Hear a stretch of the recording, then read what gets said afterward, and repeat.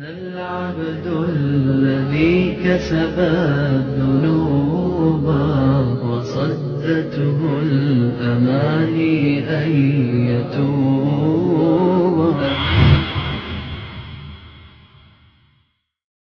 ایک کافر ہے عتبہ بن ابی وقاص، اس نے ایک طرف سے ہو کر پتھر اٹھایا اور آپ کو مارا زور سے.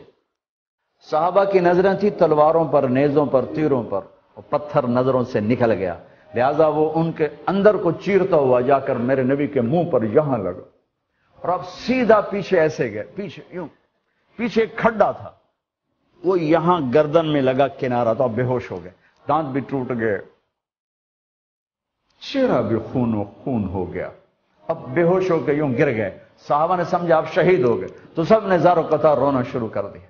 تھوڑی دیر کے بعد آپ کو ہوش آیا تو صحابہ نے عرض کی یا رسول اللہ اب تو ان کے لیے بد دعا فرما دیں، وہ نبیوں میں رحمت لقب پانے والا، مرادیں غریبوں کی برلانے والا، غریبوں کا والی، یتیموں کا مولا. تو اب تو حق تھا کہ آپ بد دعا کرتے. یہ سامنے امت نہیں ہے، قاتل کھڑے ہیں کافر. آپ نے ہاتھ اٹھائے، صحابہ سمجھے کہ ہوں انہاں دے بیڑے بڑھ گئے. اللہم اغفر لقومی فإنہم لا یعلمون، اللہ میری قوم کو معاف کر، انہیں میرا پتہ کوئی نہیں ہے. دیکھو میرے بھائیو، جس نے کافروں کے ساتھ یہ ہمدردی کے قتل کرنے والوں کے لیے دعا مانگی تو مسلمان ہو کر ایک دوسرے کو سلام کرنا چھوڑ چکے، ایک دوسرے کے پیچھے نمازیں پڑھنا چھوڑ چکے، ایک دوسرے پر کفر کے فتوے لگا کے بیٹھے ہوئے. مجھے بتاؤ تم میرے نبی کے ساتھ کیا کر رہے؟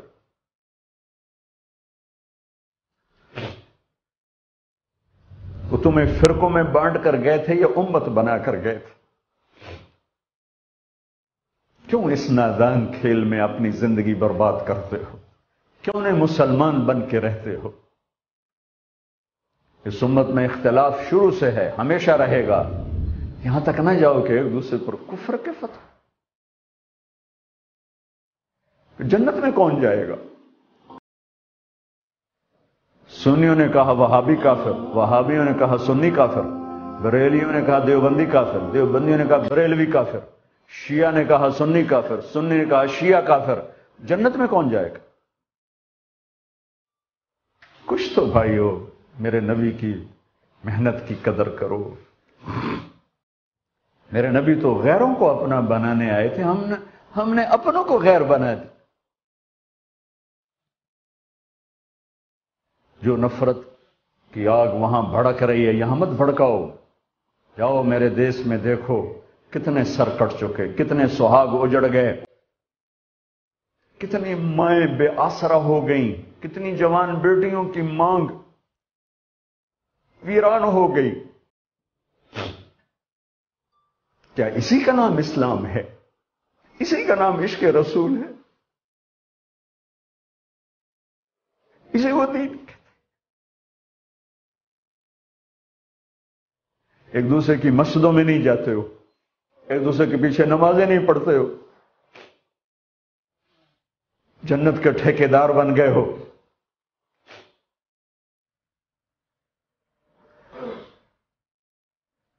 میرے نبی تو عبداللہ بن ابی کا جنازہ پڑھانے کھڑے ہو گئے تھے،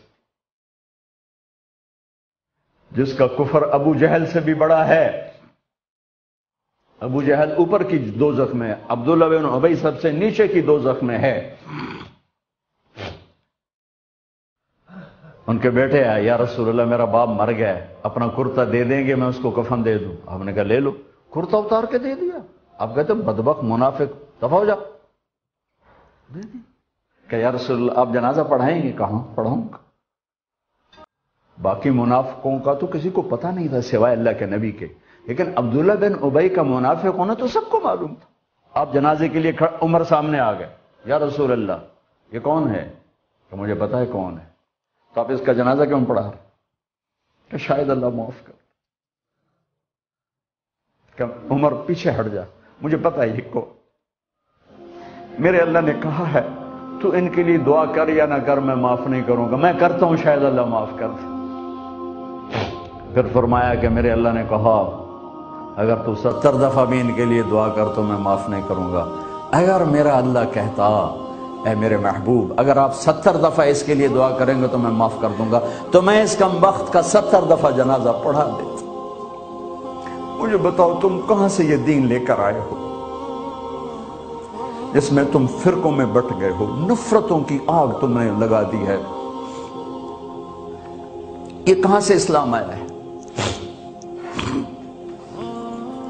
میں تمہیں اللہ اس کے رسول کا واسطہ دیتا ہوں، امت بن کے رہو، مسلم بن کے رہو، کوئی گنجائش نہیں، اپنے اپنے عقیدے پر پکے رہو، دوسرے کے لیے گنجائش رکھو۔ کیوں اس قدر ظلم و ستم ڈھائے ہوئے ہیں؟ میں نیا تبلیغ میں گیا، کالج سے نکلا، ہماری جماعت ایک گاؤں میں گئی، ایک مسجد میں، تو امام صاحب آئے، ہمیں ماں بہن کی گالیاں دی اور ہمارے بستر اٹھا کے باہر مسجد دھوو، کتے اندر واڑ آئے۔ میں حیران پریشان، میں تو کوئی نہیں جانتا تھا کہ مذہب کیا ہوتا ہے، فرقے کیا ہوتا ہے، میں تو کالج میں گانے والا تھا، ناچنے والا تھا، جنید جمشید کی طرح، مجھے تو دین کا پتہ تبلیغ سے پتہ چلا۔ میں حیران پریشان کہ یہ مولانا صاحب کہہ رہے ہیں کہ یہ گستاخ رسول ہیں، اور مسجد دھو دو باہر کھڑو، یہ مسجد میں کھڑے ہو کر ماں کی گالی دے رہے ہیں، بہن کی گالی دے رہے ہیں، تو پھر معیار دین کیا ہے؟ اتنی نفرت، اس قدر دوریاں۔ اگر ہم کافر تھے تو ہمیں گلے سے لگاتے، ہمارے نبی کی طرح ہمیں کھانے کھلاتے، ہمیں پانی پلاتے، پھر ہمیں بات سمجھاتے، لیکن ماں بہن کی گالیاں، مسجد میں کھڑے ہو کر، امام مسجد۔ ہم پنجاب کے زمیندار ہیں، گالی دینا ہماری سرشت میں ہے، لیکن مسجد میں کانپ جاتے تھے کہ کسی کو الو کا پٹھا بھی کہہ دیں۔ ہمارے بزرگ بڑے بھی بہت گالیاں نکالتے تھے، لیکن مسجد میں کسی کو جرت نہیں ہوتی تھی کہ وہ میرے والد مرحوم خود بہت غصے والے بڑے سردار آدمی تھے، تو تھوڑی تھوڑی بات پہ مار پٹائی گالیاں، لیکن میں نے نہیں اپنے باپ کو مسجد میں سنا غصے میں بھی کسی کو گالی دیتے ہوئے۔ ماں بہن کی گالیاں نکالو، استاد یہ کہہ رہے ہیں کہ یہ گستاخ رسول ہیں، ہم یہ کافر ہیں، ان کو نکال دو، کتے آ گئے، مسجد دھوو۔ میرے نبی کے دور میں تو کافر آ کے مسجد میں رہتے تھے۔ میرے بھائیوں، جو میں عرض کر رہا ہوں، میں اپنا دکھڑا بیان کر رہا ہوں، اس کی سنگینیوں کو سمجھو۔ یہ پاؤنڈ ڈالر نہیں بچائیں گے جب ہم آپس میں ٹوٹ جائیں گے۔ اللہ نے مجھے دنیا میں پھرنے کا موقع دیا، بار بار دیا، اسی تبلیغ کے سلسلے میں۔ سب سے زیادہ میں اسپین میں جا کے دکھی ہوا، اور میرا دکھ یہ نہیں تھا کہ ہماری یہاں 800 سال حکومت تھی اور ختم ہو گئی، میرا دکھ یہ تھا، میں اس پہ رویا مسجد قرطبہ میں، کہ جس وجہ سے اسپین تباہ ہوا وہ ساری وجہ میرے دیس پاکستان میں موجود ہے اس وقت، اور ہوش نہیں ہے کسی کو۔ مذہب پر لڑائی، سیاست پر لڑائی، دین پر نفرت، سیاست پر نفرت، قوم پہ نفرت، صوبے پہ نفرت، پیشے پہ نفرت، نفرت نفرت نفرت۔